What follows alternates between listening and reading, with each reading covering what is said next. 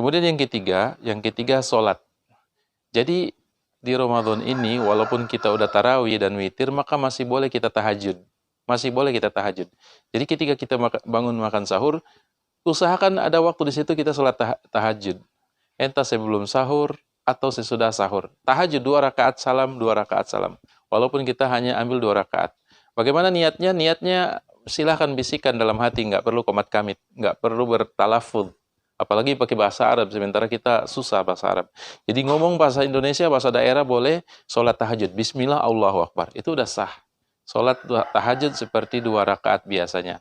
Maka jangan sampai kelewatan, karena di situ terkumpul juga doa mustajab ketika sujud.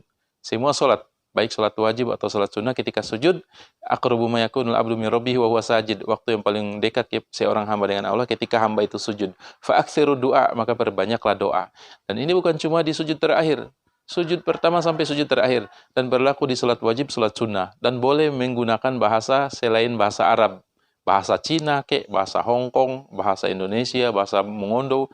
Boleh kita meminta hajat kita di waktu sujud sesudah membaca Subhana Rabbiyal A'la. Jadi sholat tahajud boleh, masih boleh. Yang penting nggak witir lagi, karena tidak boleh 2 kali witir dalam satu malam. Jadi kalau udah tarawih dan witir di awal malam di masjid, maka silahkan tahajud, nggak perlu witir. Kecuali tadi dia nggak witir di masjid, hanya tarawih, kemudian dia nggak witir bersama imam, maka tahajud baru witir. Tapi kalau udah tarawih dan witir, nggak perlu lagi witir, nggak perlu lagi witir, tapi masih boleh tahajud. Masih boleh tahajud 2 rakaat. Kemudian imsak. Jadi imsak itu biasanya 15 menit atau 10 menit sebelum azan subuh. Ini hanya batas kehati-hatian, bukan batas makan dan minum. Karena batas makan dan minum itu adalah azan subuh. Sebagaimana hadis Rasulullah SAW, kul washrabu hatta yu'adzina Ibnu Ummi Maktum. Makan dan minumlah kalian sampai diazani oleh Ibnu Ummi Maktum. Karena Bilal mengazan di sebelum azan subuh. Jadi Bilal azan sebelum azan subuh, Ibnu Ummi Maktum azan di waktu subuh. Dan azan pertama tidak pakai as-salatu khairum minan naum, azan yang Bilal punya, yang masih setengah jam, 1 jam sebelum azan subuh. Kemudian yang sholat subuh pakai as-salatu khairum minan naum, itu untuk azan sholat subuh.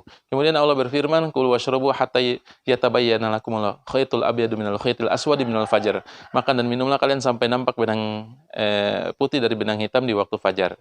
Ini menunjukkan bahwasanya batas waktu makan dan minum itu adalah azan subuh, bukan imsak. Semoga bermanfaat. Barakallahu fikum.